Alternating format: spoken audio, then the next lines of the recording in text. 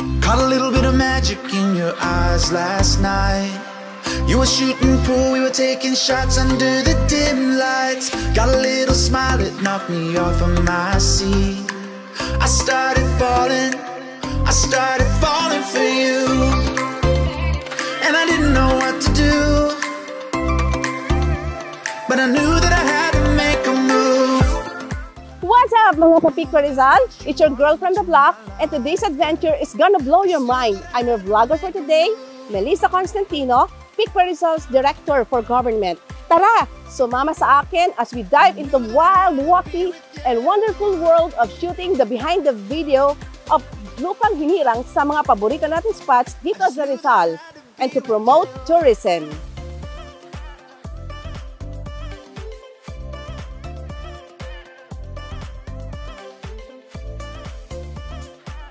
Nandito tayo sa iconic na hinulugang taktak sa Antipolo. You know the drill, guys? Pumunta tayo dito to show love and support for our local sites. Grabe, di ba? Ang ganda!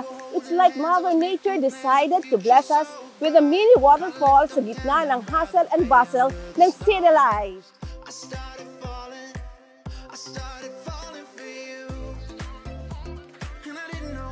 Pero wag magmadali mga besh, dahil handa tayong sumugod sa next level na kagandahan, Pililla Windmill. Ito talaga yung moment na, ay, di lang sa Netherlands meron ito. Let's stop over muna tayo sa Pililla Rizal. Tara na! At nandito na nga tayo sa Pililla Windmill Farm. Ang lakas ng hangin. Tara, hanapin natin ang taga-Department of Tourism at interviewin natin para madagdagan ang ating kaalaman tungkol sa windmill na ito.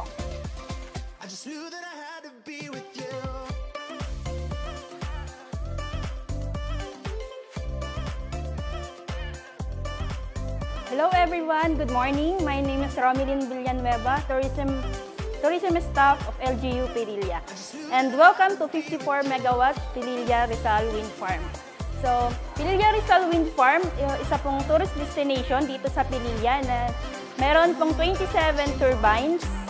Each turbine po ay nakakapag-generate ng 2 megawatts.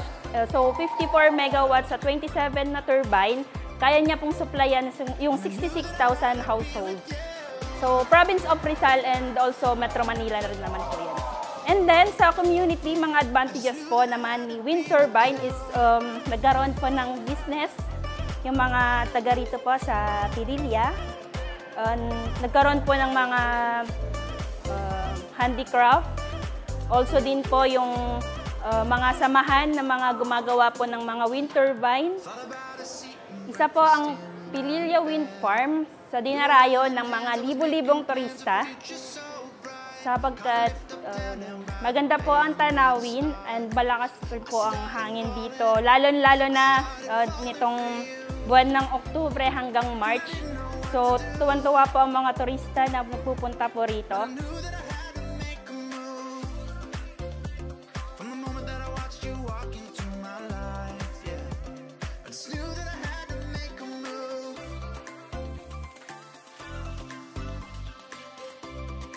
At syempre, hindi pwedeng mawala ang final scene natin. Tara, punta tayo sa Banggandang Eco Park sa Varas Rizal. Sa lugar na ito, hindi lang tayo mag-e-enjoy, pero nagtuturo rin tayo ng sustainability sa pamamagitan ng mga eco-friendly activities. Kaya naman importante ang sustainability para sa kalikasan at community natin.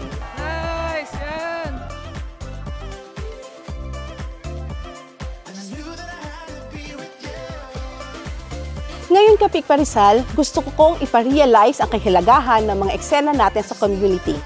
Itong tatlong spots, ang Hinulugang Taktak, Pililla Windmill at Banggandang Eco Park, hindi lang basta magandang tanawin, kundi simbolo rin ng pagmamalasakit natin sa kalikasan.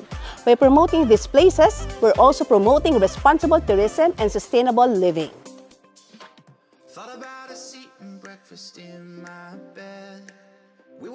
Ang eco-friendly park na katulad nito dito sa Banggandang Baras ay malaki ang naitutulong sa ating community, especially sa ating mga accountant. Di ba lagi tayong busy sa ating mga work? So yung ganitong mga physical activities, nakakatulong talaga sa atin ito para ma-release ang ating mga stress sa pag-e-exercise na ito.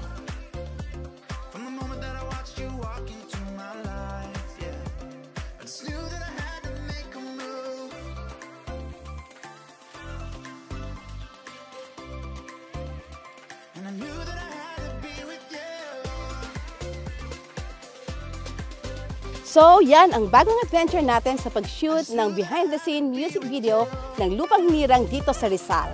Sana ay natuwa kayo at na-inspire na mahalin pa lalo ang ating local tourism. Don't forget to hit like, subscribe, at mag-comment sa baba kung anong masasabi ninyo sa vlog na ito. Love you mga Kapikpo Rizal! Hanggang sa mga susunod na kalokohan ay vlog pala. Mwah!